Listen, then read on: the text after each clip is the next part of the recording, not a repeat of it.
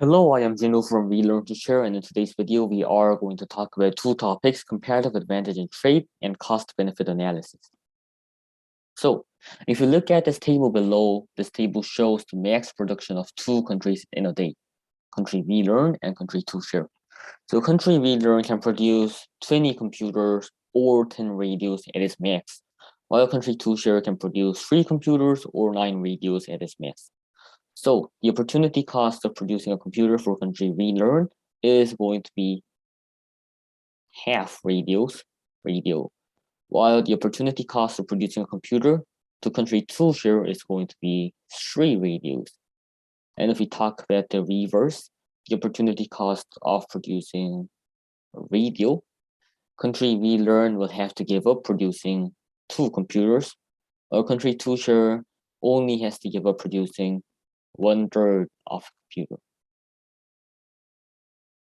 In this point, the opportunity cost refers to the comparative advantage, while the absolute quantity refers to the absolute advantage. So let's just take a closer look at what each means. When we talk that one country or one firm has an absolute advantage over the other, it means that the country, firm, individual, whatever, can produce more than the other country. So in this table, if we see below, country We Learn can produce 17 more computers than country To Share at its max, while it can also produce 1 more radio than country To Share at its max, which means that country We Learn has an absolute advantage in producing both goods. However, comparative advantage talks about the efficiency of producing. So in other words, it asks who or which country or which firm has a smaller opportunity cost in producing a certain good. So in this case, if we see which country will have a comparative advantage in producing each good, we can reasonably infer the country We Learn will have a comparative advantage in producing a computer, since the opportunity cost of producing a computer is 6 times lower than it of country To Share. While we can also see that country To Share has a comparative advantage in producing radios compared to country We Learn. It also has a 6 times the opportunity cost of producing a radio is 6 times smaller than that of country We Learn. So this is a very important point. Since the opportunity cost of producing a good A is the inverse of the opportunity cost of producing good B, not one country can have a comparative advantage over both goods in which they produce. So in this case, although country We Learn has an absolute advantage in producing both goods, it cannot have a comparative advantage in both goods. And so that is why country To Share has a comparative advantage in producing radios, although the absolute quantity of being able to produce is smaller than country We Learn. So let's move on to our discussion about trade. The benefits of trade is that we can consume points outside one's production possibilities curve. So it actually means that we can consume more than what we can produce. So this might sound a little illogical, but when we look at certain examples of trade, we can find out how and why we can both benefit and consume at a point outside the production possibilities curve. Let's go back to our table, and let's say country We Learn and country To Share made a deal. And now country We Learn only focuses on producing computers, while country To Share only focuses on producing radios. And then they decide to trade one computer for one radio each, and then they trade 5 computers and 5 radios. Now, country We Learn has 15 computers and 5 radios after the trade, while country To Share has 5 radios, 5 computers, and 4 radios after the trade. So how can this actually be that we can consume at a point outside our production possibilities curve? Let's just take a closer look. For country We Learn, if country We Learn decides to produce 15 computers, it can only produce 2.5 radios at its max. And it is, since the opportunity cost of producing a computer is half a radio, and since country We Learn decided to produce 15 computers, it has to give up producing 7.5 radius. And that means the country leader can now have a point, can now consume at a point outside this production possibilities curve. Now the country can have 2.5 more radios than what it used to be. For country 2 share, let's just say the country 2, if country 2 share decided to produce 4 radios before trade, it has to give up producing 4/3 computers, which means that it could only have 5/3 computers at its max if it decided to produce 4 radios. But now we can see that country 2 share can have 5 radios, 5 computers, and 4 radios, which means that country 2 share has certainly benefited from this trade. Now it can have more computers than what it used to be before trade if it decides to produce 4 radios equally. And that is why one should specialize based on comparative advantage, not absolute advantage. And it is because comparative advantage refers to efficiency, and efficiency is key for producing something efficiently and consuming more than what we used to do so. And now, what should the trade price be if two countries decide to trade and both benefit from it?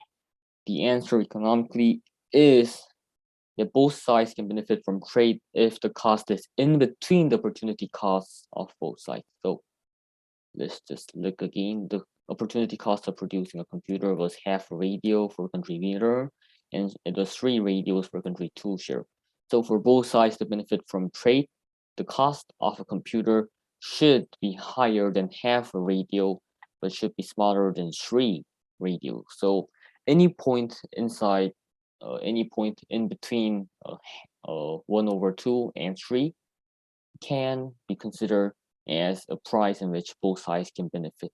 However, if the price gets higher or if the price gets lower compared to what it compared to the opportunity cost, so let's just say if the countries decide to trade a computer for 1/3 radio, or if the country decides to trade a computer for 4 radios, not both sides can benefit from the trade, while one side will likely benefit more than what they used to be. So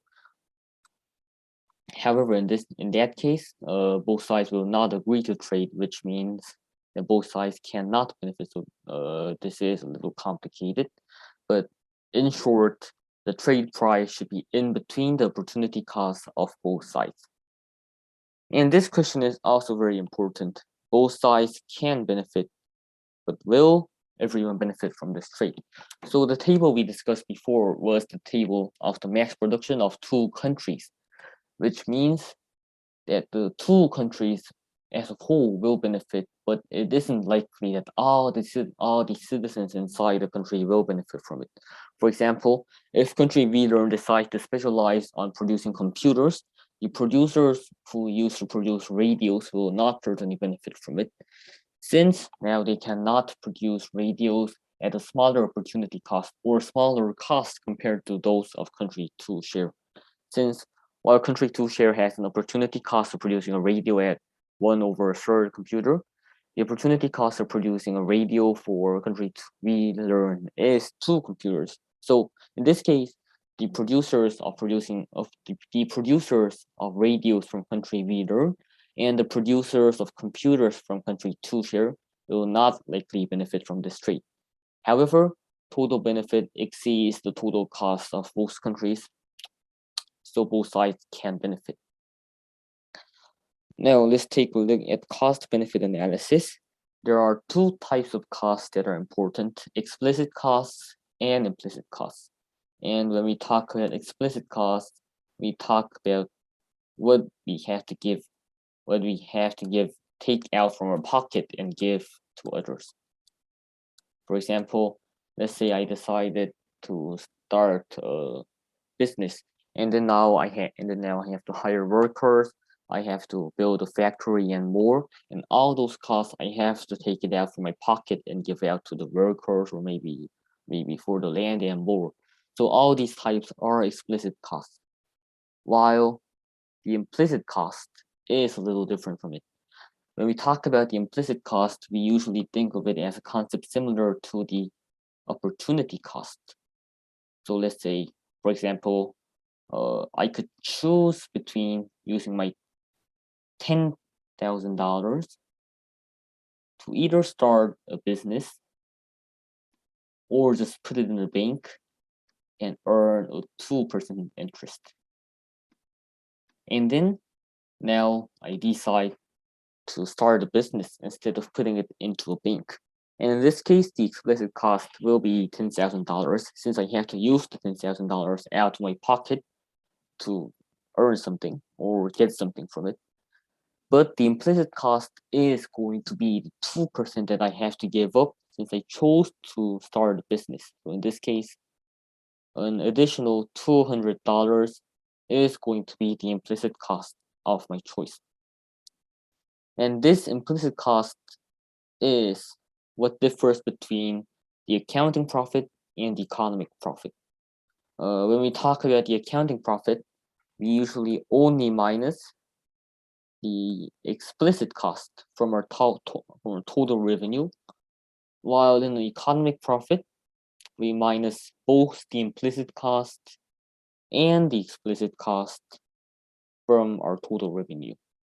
So normally, in most occasions, it is likely that the accounting profit is going to be higher than the economic profit. However, in microeconomics, when we usually talk about profit, we are referring to the economic profit, which includes both the explicit cost and the implicit cost. And the marginal cost and benefit is a final concept that we have to understand. When we talk about the marginal cost or marginal benefit, we aren't talking about the total cost or total benefit, but we are talking about what we have to pay for and what will we gain if we decide to, let's say, purchase an additional slice of pizza. Let's say I am very hungry and I want to eat one slice of pizza, and the pizza costs $2, but I can benefit for like $5. In this case, the marginal cost is going to be $2 and the marginal benefit is going to be $5. But then I decide to purchase an additional piece of pizza and the cost is the same. The cost is still going to be $2. And let's say I got a little less hungrier than what I used to before eating the first piece. And now I feel that my benefit of making this contract or purchasing this pizza is going to be only $3. And in this case, the marginal cost is the same as $2, but the marginal benefit actually decreased from what it used to be. Now the marginal benefit is $3.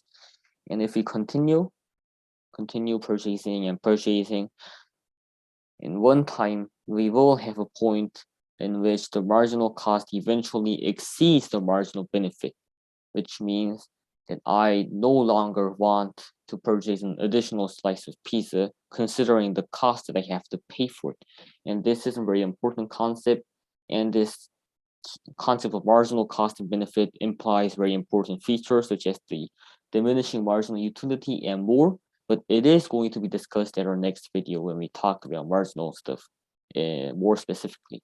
So thank you for watching my video. Don't forget to leave a like, subscribe to our channel, and feel free to talk about some improvements I can make to my video, or feel free to ask any questions. So we will see you after 2 weeks. Thank you.